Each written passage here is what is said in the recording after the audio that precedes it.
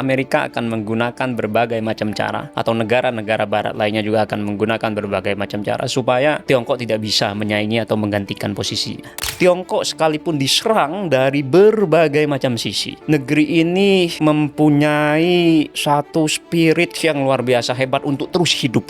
Tiongkok bisa sehebat saat ini menurut saya juga karena kemauan mereka untuk mempelajari hal-hal positif yang ada pada Amerika. Tiongkok membeli teknologi-teknologi dari barat itu yang sudah tereliminasi seiring dengan kemajuan Tiongkok dengan harga yang lebih murah, dan kemudian dipreteli dengan spirit ATM kan, amati, tiru, dan modifikasi, sehingga kemudian Tiongkok bisa mengejar ketertinggalan itu. Apakah kemudian Tiongkok akan bisa men-lead teknologi masa depan? Kalau dilihat dari bagaimana kesungguh-sungguhan Tiongkok dalam membuat mobil listrik, wow, tidak menutup kemungkinan Tiongkok akan bisa menjadi pemimpin.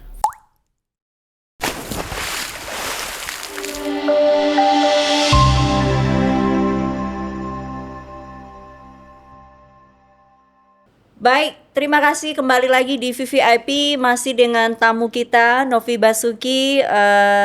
变成我的好朋友了吗？对，小明，谢谢你好，你。季淑敏，谢今天谢谢谢。待了比较久一点哦，我们要谢谢。谈另外一集ya, satu episode lagi bersama Novi.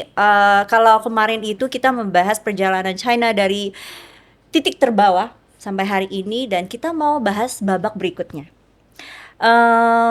Berikut kalau bicara tentang masa depan itu adalah tentang AI, all about AI begitu ya, baik itu ekonomi, mau kekuatan militer, semua itu saingan ada di artificial intelligence gitu. Dan Xi Jinping 有说过，人工智能是国家竞争的核心, bahwa daya saing sebuah negara itu core-nya ada di AI. Berarti China begitu serius menanggapi perkembangan AI. Kalau saya boleh tanya, dari perspektif mungkin kita sama-sama orang awam, bagaimana Xiaoming menilai apakah ke depan China yang akan memenangkan perang AI ini atau Amerika? Kita langsung aja ya pada pertanyaan ini. Dalam teori hubungan internasional itu ada yang namanya soft power, kekuatan lunak di samping hard power, di samping kekuatan keras. Tiongkok ini menurut saya dari segi kekuatan komprehensifnya secara keseluruhan mungkin masih tertinggal dibandingkan dengan Amerika. Kekuatan militernya, kekuatan budayanya terutama, itu juga masih mempunyai jarak yang cukup jauh dibandingkan dengan Amerika. Bahkan mungkin dari soft power sendiri, Tiongkok mungkin masih perlu mengejar Korea Selatan. Kita mengenal K-pop yang luar biasa digandrungi oleh anak muda, termasuk oleh orang Tionghoa, pemuda-pemudi di Indonesia. Gampang tanya kepada mereka misalnya, apakah Anda lebih ingin belajar bahasa Mandarin atau lebih ingin belajar bahasa Korea? Saya yakin anak-anak mudanya akan lebih ingin belajar bahasa Korea dibandingkan belajar bahasa Mandarin. Sekalipun menurut saya itu sama-sama sulitnya, tapi anak-anak muda ini mengatakan lebih sulit bahasa Mandarin dibandingkan bahasa Korea. Jadi dari segi kekuatan komprehensif, Tiongkok ini masih perlu waktu untuk bisa menyamai, untuk bisa mengejar Amerika, pun juga untuk mengejar Korea Selatan. Tapi belakangan kita memang menyaksikan hebatnya Tiongkok dari segi AI. Kita mengenal sekarang ChatGPT, tapi kemudian ChatGPT ketar-ketir dengan adanya DeepSeek, dan oleh perkembangan-perkembangan teknologi lainnya yang dimiliki oleh Tiongkok. Kalau kemudian ditanyakan apakah Tiongkok akan bisa menyalip Amerika, akan bisa mengejar ketertinggalan dari Amerika, mungkin dari segi AI itu bisa, tapi memerlukan waktu yang cukup lama. Karena begitu Tiongkok ini maju, negara-negara yang tidak senang disaingi oleh Tiongkok ini akan menggunakan berbagai macam cara untuk menghambat kemajuan Tiongkok itu. Misalnya ada Huawei, kita kenal. Huawei bikin ketar-ketir Amerika, kemudian dicarikan cara bagaimana supaya Huawei ini tidak maju dengan cepat atau tidak bisa menjadi pesaing utama dari produk-produk teknologi Amerika. Misalnya dikatakan dengan menggunakan produk Huawei, nanti Anda akan disadap. Ya, Nanti TikTok juga kan. TikTok juga seperti itu. Dicarikan alasan-alasan supaya bagaimana produk teknologi dari Tiongkok ini tidak bisa maju. Bahkan kemudian dilakukan juga oleh Amerika, Huawei tidak bisa menggunakan Google dan sebagainya. Tapi yang saya lihat, Cisumi, Tiongkok sekalipun diserang dari berbagai macam sisi, negeri ini mempunyai satu spirit yang luar biasa hebat untuk terus hidup. Mungkin mereka belajar dari Pir Pegas ya. Semakin dia ditekan, pantulannya dia akan makin tinggi. Gitu. Nah itu yang dilakukan oleh Huawei misalnya. Huawei tidak dibolehkan untuk menggunakan Google. Mereka bikin teknologi mereka sendiri. Pun juga demikian dulu misalnya Tiongkok melarang Google untuk bisa diakses oleh masyarakat Tiongkok. Search engine itu mereka bikin search engine sendiri yang kurang lebih sama dengan Google, namanya apa itu. Mereka tidak membolehkan Line dipakai di Tiongkok, mereka bikin WeChat. WhatsApp juga bisa seperti itu, tidak dipakai di Tiongkok, mungkin hanya bisa dipakai untuk mengirimkan pesan teks saja, tapi kemudian Tiongkok bikin yang kurang lebih sama seperti Line dan WhatsApp, WeChat tadi, yang kehebatannya justru menurut saya lebih hebat dibandingkan dengan Line dan WhatsApp tadi. Maka kedepannya menurut saya Tiongkok sekalipun dihajar bertubi-tubi dari berbagai macam sisi, mereka tidak akan pernah berhenti untuk berinovasi. Mungkin saat ini belum bisa menyamai kehebatannya dibandingkan dengan negara-negara yang menghajar Tiongkok habis-habisan, tapi belajar dari WeChat yang lebih hebat dibandingkan dengan Line, lebih hebat daripada WhatsApp, mungkin tidak menutup kemungkinan ke depannya Tiongkok akan bisa menyamai atau bahkan bisa menyalip mereka. Ya, kalau Novi lihat ya, negara-negara Barat ini kan takut sekali gitu ya. China itu mampu suatu saat kemudian membuat chip ya. Yang sekarang kan dikuasai atau dikontrol oleh Amerika. Dengan berbagai cara mereka ingin menghambat China untuk ada di titik itu. Apakah ini menggambarkan bahwa memang China itu mampu? Dan dunia barat ini sedang insecure. Saya selalu melihat bahwa negara itu sama kurang lebih dengan manusia, Cisumi. Ketika orang sudah kadung nyaman duduk di suatu kursi, misalnya kursi panas apalagi yang jadi rebutan, itu pasti tidak akan mau untuk digantikan oleh siapapun. Sudah kadung nyaman menjadi polisi dunia, sudah kadung nyaman mendominasi dunia, menjadi negara adidaya, nandikdaya. Ketika ada kompetitor yang berpotensi untuk bisa menyaingi dia, bahkan mungkin menggantikan posisi dia, itu pasti akan menggunakan berbagai macam cara supaya posisinya tidak tergantikan. Manusia seperti itu, pun demikian menurut saya negara seperti itu juga. Manusia punya satu mental yang disebut sebagai crab mentality, kan? Mentalitas kepiting. Jadi katanya dalam ilmu psikologi itu, kalau kepiting ditempatkan dalam satu tempat, itu sebenarnya ada kepiting yang ingin bisa terbebas dari tempat itu, naik ke atas. Tapi kemudian kepiting lain ini ketika melihat satu kepiting sudah mau berhasil keluar dari wadah itu misalnya, kepiting yang lain ini berusaha untuk menggagalkan usaha dari kepiting yang sudah mau berhasil itu. Nah, negara seperti itu juga. Tiongkok ketika sudah dirasa oleh Amerika akan menjadi kompetisi utamanya, kompetitor utamanya bagi mereka, Amerika akan menggunakan berbagai macam cara, atau negara-negara barat lainnya juga akan menggunakan berbagai macam cara supaya Tiongkok tidak bisa menyaingi atau menggantikan posisinya. Berarti seperti yang Cisumi tadi, ya negara akan menjadi sasaran serangan mungkin, atau menjadi objek iri dari negara yang sudah jauh lebih maju sebelumnya, itu karena negara itu mampu. Atau negara itu punya sumber daya yang mungkin tidak dimiliki oleh negara itu, sehingga kemudian menggunakan berbagai macam cara agar sumber daya yang dimiliki oleh negara tadi itu juga dimiliki oleh negara yang maju lebih dulu. Oke, kalau misalnya kita analogikan negara itu sebagai manusia, ini kan dua karakter yang sama sekali berbeda, ya, karakter China dan karakter Amerika.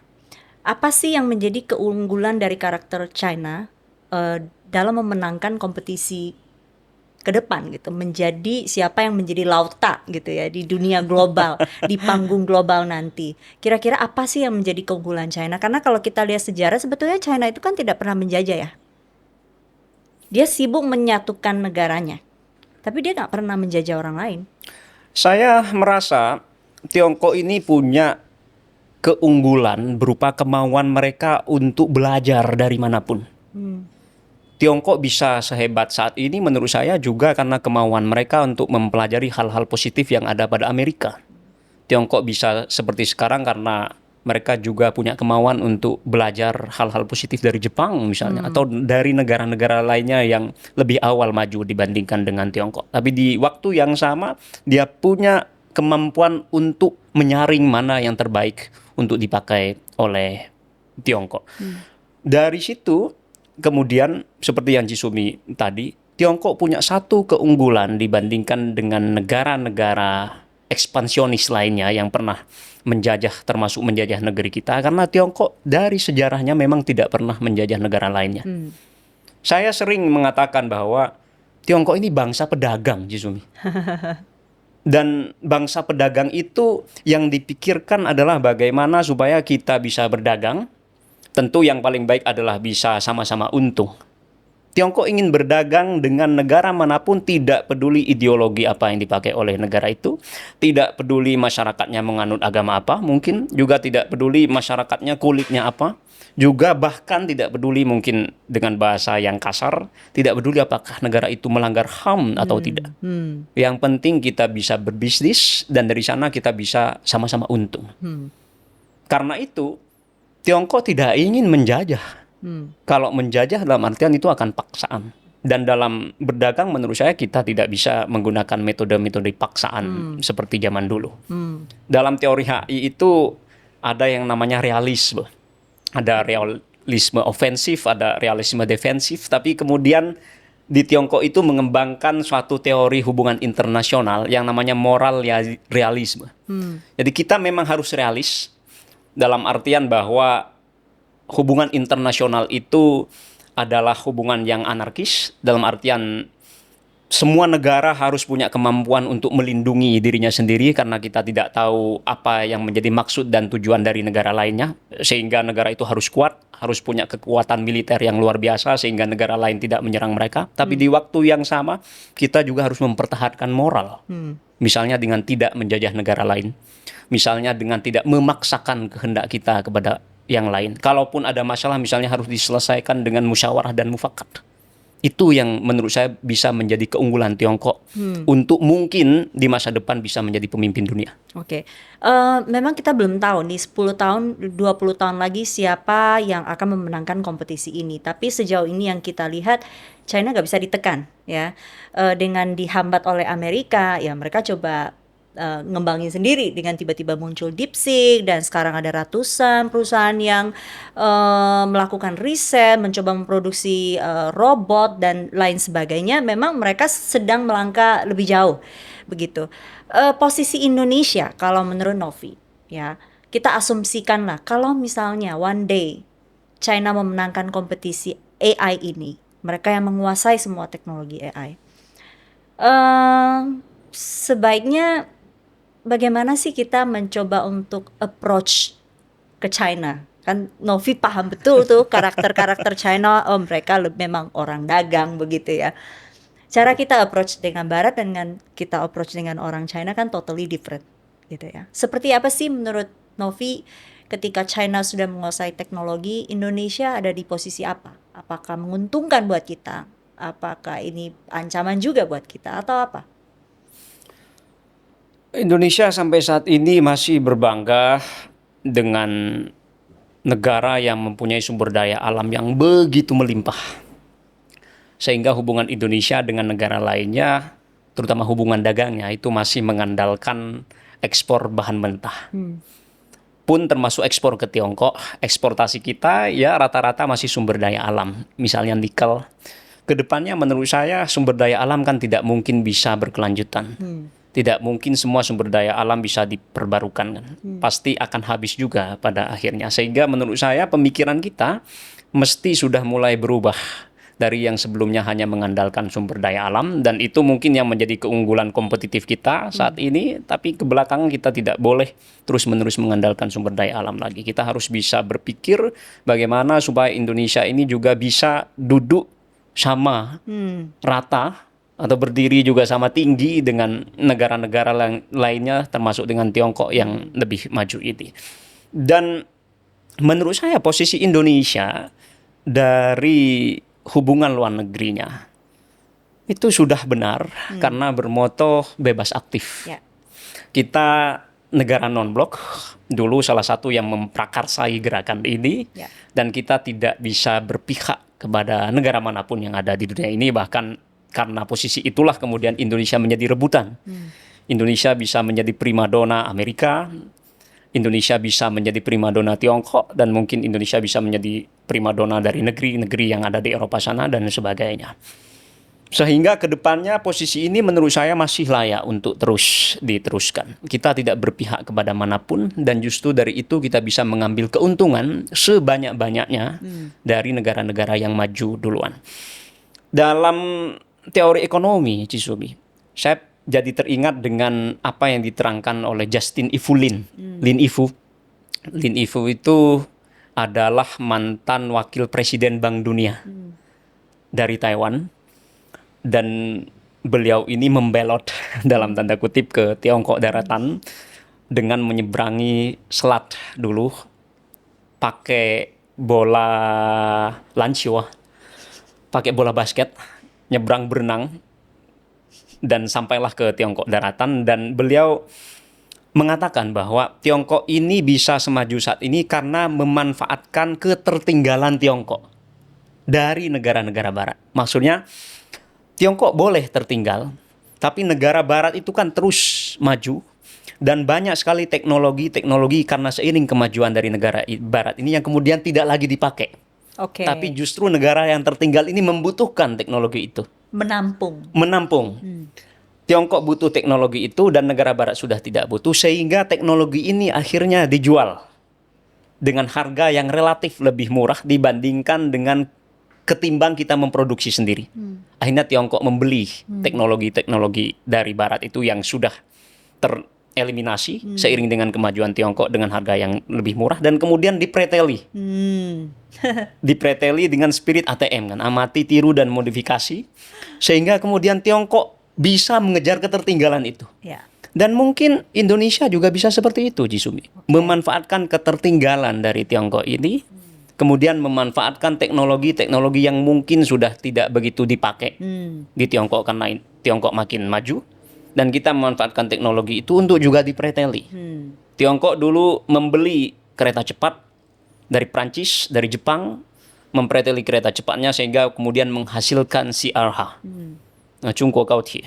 Mungkin WUS juga seperti itu. Kita bisa menggunakan teknologi Tiongkok sekarang, tapi juga kita harus lincah untuk mempreteli itu dalam tanda kutip supaya kita bisa ATM juga. Jadi maksudnya WUS-nya dipreteli nih. Coba dipreteli dulu WUS-nya, dipelajari dulu teknologinya. Dipelajari sehingga kemudian kita bisa mengejar ketertinggalan dari Tiongkok. Justru kalau berdasarkan teori dari Justin Ifu Lin ini, tertinggal itu ada baiknya, Cisumi.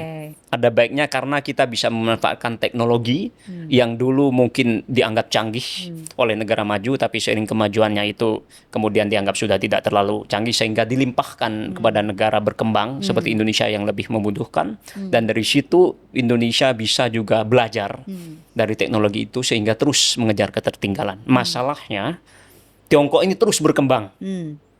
Dan seiring hari terus maju. Nah, kalau kita tidak mau mempreteli itu, dalam artian tidak mau mempelajari apa yang sudah didapat oleh Tiongkok dan terus kita bertahan di tempat, terus bangga sebagai negara yang kaya akan sumber daya alam, kita akan makin jauh ketinggalan. Tapi mungkin sekarang sudah tidak relevan lagi ya. Tiongkok mungkin udah tidak perlu mempreteli teknologi orang gitu ya. Kalau dari dulu made in China, sekarang kan mereka mau menuju ke created Betul, in China. betul, Mereka juga bisa berinovasi, betul, bukan hanya memproduksi atau menyontek saja. Arahnya sudah mulai ke sana, betul. begitu. Kalau lihat arahnya seperti ini, lagi-lagi Novi melihat possibility China untuk bisa melit gitu ya, melampaui Amerika. Itu mungkin terjadi. Saya teringat dengan wawancaranya Mas Elon Musk. Di Indonesia Mas Elon ya. Dengan kearifan Sempat lokal mikir Cisumi. siapa Mas Elon. Oke, terus? Mas Elon pernah diwawancara oleh salah satu media. Saat itu beliau ditanyai pendapatnya mengenai BYD Cisumi. Dan Mas Elon ini mengatakan bahwa kurang lebih begini.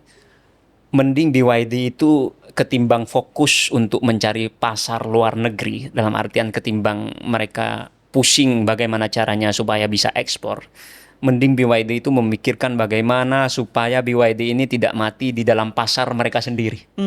Ya dicibir lah, dicibir. Pokoknya nggak usah pusing ekspor, kalian bisa hidup di negeri kalian saja, itu sudah luar biasa. Oke. Itu menurut Mas Elon.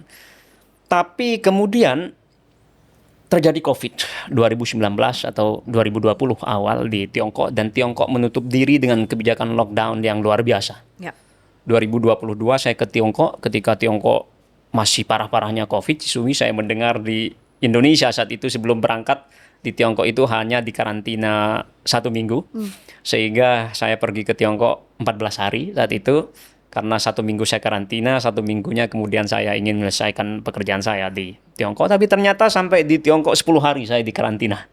Dan selama karantina itu saya tidak boleh keluaran dari kamar. Bahkan olahraga juga harus olahraga di kamar. Makanan diantar oleh pengurusnya, petugasnya, atau bahkan diantar oleh robot. Dan dunia saat itu, Cisumi, memprediksikan Tiongkok ini akan kolaps. Oke. Karena Uni Soviet itu kolaps karena ada ledakan nuklir Chernobyl. Sehingga para pengamat dari barat saat itu, COVID-19 akan menjadi semacam Chernobyl momennya bagi Tiongkok. Dalam artian setelah COVID-19, Tiongkok tidak akan lama lagi akan bubar negeri ini. Persis seperti Uni Soviet yang tidak lama setelah meledaknya reaktor nuklir Chernobyl itu kolaps juga. Tapi Tiongkok benar menutup diri dengan kebijakan lockdown yang luar biasa. Yang luar biasa ketat. Sehingga saya ketika merasakan lockdownnya Tiongkok, karantinanya Tiongkok, saya tidak ingin lagi kembali ke negeri itu. Karena Indonesia ternyata sekalipun ruwet seperti ini lebih enak dibandingkan dengan Tiongkok. Ternyata Indonesia ini surga, Cisumi. Tapi Tiongkok nggak bubar, Cisumi. Sekalipun lockdown luar biasa, memang ekonominya terjadi perlambatan, tapi kemajuan mobil listriknya, wow, bukan main. BYD dari segi kesiapan teknologi masa depan, ada suatu data yang menyebutkan itu lebih siap dibandingkan dengan Tesla. Di Tiongkok tidak hanya BYD, Xiaomi juga memproduksi mobil listrik, Huawei memproduksi mobil listrik, bahkan mobil listrik yang kita tidak pernah lihat di Indonesia dan tidak tahu namanya ada di Tiongkok sana. Nah, apakah kemudian Tiongkok akan bisa men-lead teknologi masa depan? Kalau dilihat dari bagaimana kesungguh-sungguhan Tiongkok dalam membuat mobil listrik, wow, tidak menutup kemungkinan Tiongkok akan bisa menjadi pemimpin. Tentu tidak hanya dilihat dari mobil listriknya, tapi dilihat nanti Tiongkok akan bikin gebrakan apa. Berarti pikir-pikir waktu lagi COVID itu, ketika semua negara itu kita juga berhenti diam di dalam rumah nggak ngapa-ngapain, yang kita lakukan hanya adalah mencoba untuk survive. China itu diam-diam di belakang terus bergerak ya, ya dong. Satu, karena tadi sistem politik dan ekonomi Tiongkok yang diterapkan setelah sekian tahun, 40 tahun ini memungkinkan rakyatnya untuk sejahtera dalam waktu cepat, Cisumi. Dan kebiasaan orang Tiongkok ya tidak berfoya-foya. Mereka menyisihkan sekian persen dari pendapatan mereka untuk ditabung karena mereka berpikir ren wu yuan li pi you jin you kan. Kalau tidak punya kekhawatiran untuk masa depan, pasti kecelakaan akan ada di depan mata. Nah karena itu kemudian sekalipun di lockdown, mereka masih punya tabungan, Jisumi. Sehingga mereka tidak mati sekalipun di karantina.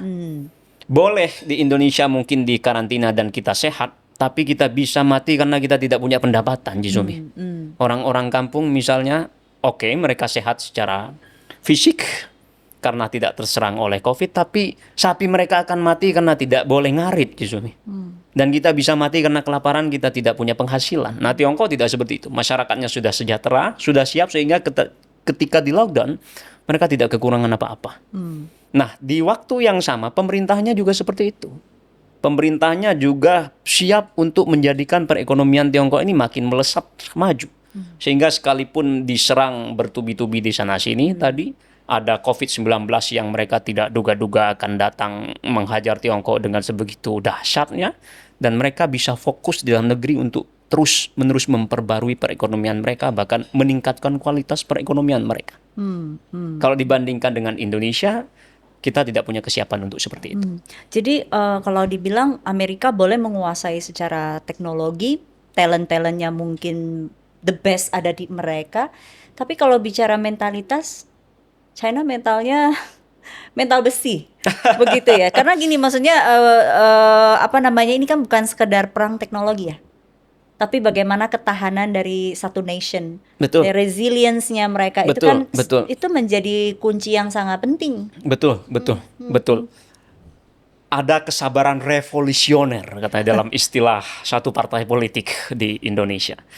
Tadi berbicara talent, dulu Tiongkok tahun 80-an, Jisumi, itu mengirim sebanyak mungkin orang-orang Tiongkok untuk kuliah di Amerika, terserah mau belajar ilmu apapun. Tapi yang lebih bagus kalau mereka mengambil jurusan yang berkaitan dengan sains dan teknologi, karena itu yang diperlukan untuk kemajuan masa depan. Spirit mereka saat itu adalah kejiao xingguo. Sains dan teknologi lah yang akan menjadi faktor utama kemajuan suatu negara. Pemerintahnya sudah menetapkan suatu misi bahwa sains dan teknologi yang akan bisa menjadi tumpuan masa depan Tiongkok. Sehingga saat itu pemerintah Tiongkok mengirim sebanyak mungkin mahasiswa untuk belajar ke Amerika, belajar ke Eropa. Dan boleh mereka tidak pulang saat itu. Boleh, karena saat itu Tiongkok belum punya fasilitas yang bagus untuk bisa memanggil mereka pulang. Sehingga Bapak Roket Tiongkok, Chen Shih-chen saat itu tidak apa-apa, tidak pulang. Berkarya di Amerika. Karena ya fasilitas belum siap. Tapi ketika Tiongkok terus-menerus membangun negerinya dan fasilitas makin siap, mereka dipanggil pulang. Bahkan yang tidak dipanggil pulang pun mereka terpanggil untuk bisa turut menjadi salah satu penyangga dari pembangunan nasional Tiongkok. Chen Shih-chen pulang, orang-orang yang ahli di bidangnya pun juga ikut-ikutan pulang untuk turut bersumbangsi kepada negaranya. Ada kesiapan dari segi talent, ada kesiapan dari negara untuk menampung talent-talent yang luar biasa ini, Jisumi. Di samping juga kekuatan mereka untuk terus bertahan dalam kondisi bagaimanapun.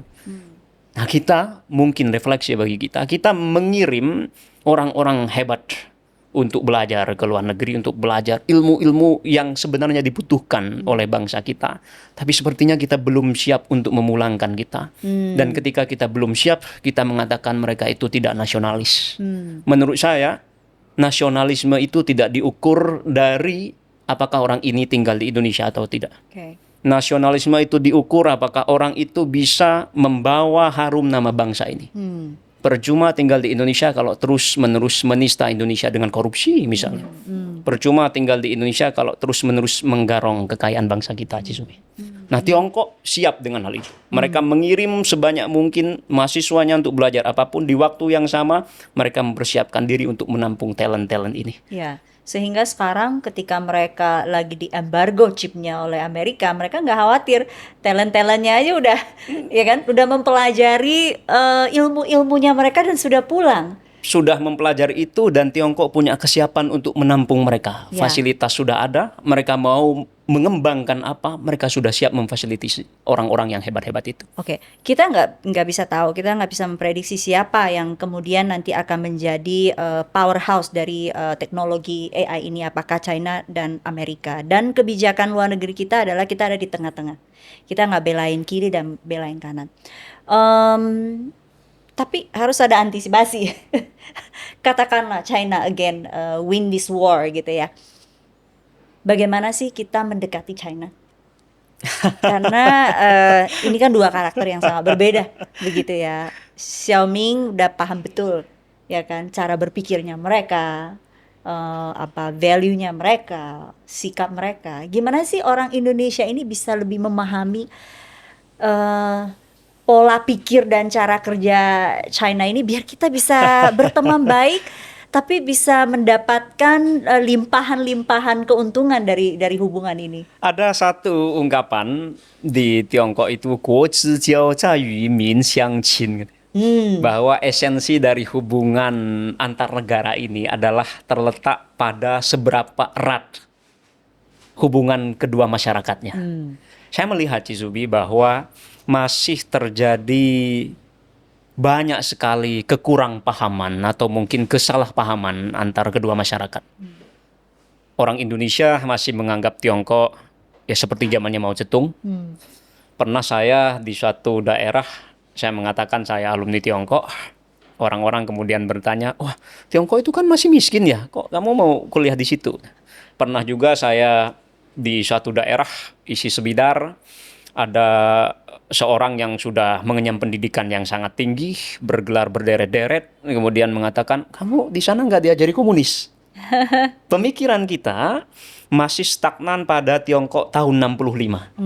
Pun sebaliknya, Jizumi, tidak sedikit dari orang Tiongkok yang menganggap bahwa Indonesia itu masih Indonesia 98. Yang mana masih banyak kebijakan diskriminatif terhadap komunitas Tionghoa. Yang memang ada benarnya mungkin karena banyak sekali peristiwa atau kejadian yang bisa menjadi bukti bagi orang Tiongkok untuk melihat bahwa masih ada fenomena di Indonesia ini yang bisa menjadi bukti bahwa Indonesia masih belum sepenuhnya tidak rasis terhadap Tiongkok dan tidak rasis terhadap Tionghoa. Tapi secara umum, baik Tiongkok maupun Indonesia ini sudah sama-sama berubah, Cisumi. Dan bagi Tiongkok yang ingin berhubungan erat dengan Indonesia, lagi-lagi harus juga saling mengenal. Makin banyak orang Tiongkok yang mengenal Indonesia, maka itu akan makin baik. Pun demikian, makin banyak orang Indonesia yang mengenal Tiongkok, akan makin bagus hubungan kedua negara ini ke depannya. Kuncinya adalah saling mengenal. Kalau kita tidak saling mengenal, maka sekalipun hubungan politik, sekalipun hubungan ekonomi Indonesia dan Tiongkok ini bagus, tapi kalau hubungan antar rakyatnya karena kesalahpahaman, karena kekurangpahaman itu, maka hubungan ini akan tetap rapuh. Tapi kunci untuk saling mengenal, Jisumi, harus terbuka dong. Kita kalau tidak terbuka, kita kalau masih melihat Tiongkok dengan pandangan sebelah mata, kita masih meremehkan Tiongkok, kita tidak mau belajar dari kehebatan Tiongkok, menurut saya ya kita tidak akan pernah menjadi teman Tiongkok yang sesungguhnya. Jadi masih banyak mispersepsi. Masih banyak sekali mispersepsi, tidak hanya di kalangan akar rumput, bahkan di kalangan elit pun juga seperti itu. Oke. Peran media sangat penting ya. Sangat penting. Saya ingat tuh ketika saya masih di TV, undangan untuk meliput ke China itu sering sekali. Menurut saya mungkin kedepannya jurnalis atau media Indonesia harus banyak main ke China. Karena tidak banyak orang yang mungkin mempunyai kesempatan untuk bisa ke Tiongkok. Bagi jurnalis mungkin banyak kesempatan karena pemerintah Tiongkok sepertinya sangat getol untuk memperkenalkan Tiongkok kepada dunia. Tapi bagi kalangan akar rumput ini ya harus banyak, mungkin salah satunya menggunakan media sosial untuk melihat yang beda dari yang sebelumnya sering dilihat. Kita mungkin perlu membiasakan diri untuk melihat Tiongkok yang sudah berubah. Betul. Jangan terus-menerus melihat Tiongkok seperti yang dikampanyekan oleh orang-orang yang memang punya bias ideologis terhadap Tiongkok misalnya. Kita jangan sering-sering melihat misalnya konten-konten yang melihat Tiongkok hanya dari kacamata yang jelek-jelek saja.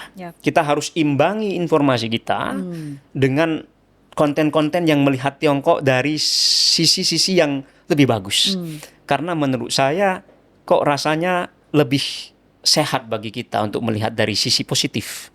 Ketimbang terus-menerus melihat dari sisi negatif. Ya, dengan kehadiran media sosial itu sebetulnya sangat membantu. Betul. Ya, sekarang kita lihat konten-konten bagaimana memperlihatkan kemajuan China itu sudah semakin banyak. Dan saya nggak tahu ya, ini kacamata orang awam saja, di sekitar saya juga saya ngelihat banyak orang tua yang mulai melirik mengirimkan anaknya untuk kuliah lagi ke China. Kan ada satu masa tuh, ya kan, ketika kita dilarang, ya kan, orang yang kuliah ke sana yang bisa berbahasa Mandarin itu sangat minim. Sekarang saya lihat tuh kesadaran untuk menguasai bahasa Mandarin karena mereka merasa China akan berkuasa ke depannya, mereka butuh orang-orang talenta-talenta bermandarin, sehingga jumlah atau minat orang tuh ke China itu semakin tinggi. Saya melihat juga begitu, Cisubi. Di Jawa Timur khususnya, di kampung halaman saya 2010 adalah satu-satunya kelinci percobaan dari pesantren di Probolinggo yang kuliah ke Tiongkok. Dan saya masih ingat betul bagaimana tekanan batin kedua orang tua saya karena terus-menerus ditanya, kok berani ngirim anaknya kuliah ke sana? Apa nggak takut nanti jadi komunis? Apa nggak takut jadi Konghucu? Apa nggak takut nanti pulang-pulang sudah jadi murtad dan sebagainya. Sekarang saya melihat makin banyak dari santri-santri dari pondok pesantren yang mulai belajar bahasa Mandarin dan kuliah ke Tiongkok sana. Dan ini menurut saya satu tren yang sangat bagus, Cisubi. Tapi mungkin juga ke depannya perlu diversifikasi. Tidak hanya belajar bahasa, tapi juga belajar ekonomi, mungkin belajar sains dan teknologi Tiongkok. Sehingga kita mengenal Tiongkok lebih menyeluruh lagi. Tentu dimulai dari penguasaan bahasanya terlebih dahulu, karena itu menurut saya pintu yang paling pertama yang mesti harus dibuka terlebih dahulu. Kedepannya juga harus dikembangkan pada ilmu-ilmu lainnya yang dibutuhkan untuk kemajuan bangsa Indonesia ini. Jadi kalau Novi lihat anak-anak yang kuliah ke China dan kemudian punya kemampuan berbahasa Mandarin ini akan jadi satu keunggulan buat mereka ke depan. Saya memprediksi paling tidak sampai 15 tahun ke depan, Cisumi, kecuali Tiongkok kolaps. Kecuali, dan itu adalah hal yang mustahil menurut saya. Mereka yang bisa bahasa Mandarin tetap berada di atas angin. Karena bahkan sebelum lulus pun mereka itu sudah dikontak dan dikontrak oleh perusahaan-perusahaan Tiongkok yang menanamkan modalnya di sini dan membangun pabrik di sini untuk bekerja di mereka, dan dengan gaji yang sangat menggiurkan, 2 digit. Dan saya merasa mereka yang bisa bahasa Mandarin bisa menyombongkan diri kepada perusahaan Tiongkok ini, karena masih sedikit sekali sekarang orang yang bisa bahasa Mandarin dibandingkan dengan kebutuhan pasar. Ya. Maka sampai 15 tahun ke depan menurut saya mereka yang bisa bahasa Mandarin tidak akan pernah mencari kerja, tapi justru pekerjaan yang akan mencari mereka. Beruntunglah buat Anda yang sedang belajar bahasa Lebih Mandarin. beruntung lagi kalau di samping bisa bahasa Mandarin juga tadi menguasai ilmu-ilmu lain, sains dan teknologi, perekonomian, itu akan menjadi nilai tambah tersendiri bagi mereka. Ya, dan ini bukan soal materi angka 2 digit tadi begitu ya, tapi mereka punya kesempatan untuk belajar langsung, melihat langsung dengan China, dengan mental yang mereka punya itu tadi. Betul. Sisi Xiaoming, dan Asyik, Cisumi. episode kali ini kita sebetulnya bukan lagi menggosipi China begitu ya, bukan cerita-cerita tentang China saja, tapi tentang bagaimana Indonesia ini harus bisa membaca zaman. Dunia sedang berubah begitu cepat, jangan sampai kita salah ambil posisi atau terlambat memahami apa yang sedang terjadi dengan dunia ini. Sisi Xiaoming hari ini udah banyak sekali membuka pemikiran kita tentang China sekarang dan bagaimana Indonesia harus mengambil sikap. Terima kasih juga buat Anda yang menyaksikan VVIP hari ini. Tinggalkan komentar, jangan lupa subscribe, kemudian follow kita di IG Redaksi Nalar TV, dan juga dengerin kalau sambil nyetir begitu ya kan, dengerin kita di Spotify. Kita akan ketemu lagi di episode selanjutnya. Yang lagi belajar Mandarin, cayo. 谢谢收看，拜拜。拜拜，谢谢。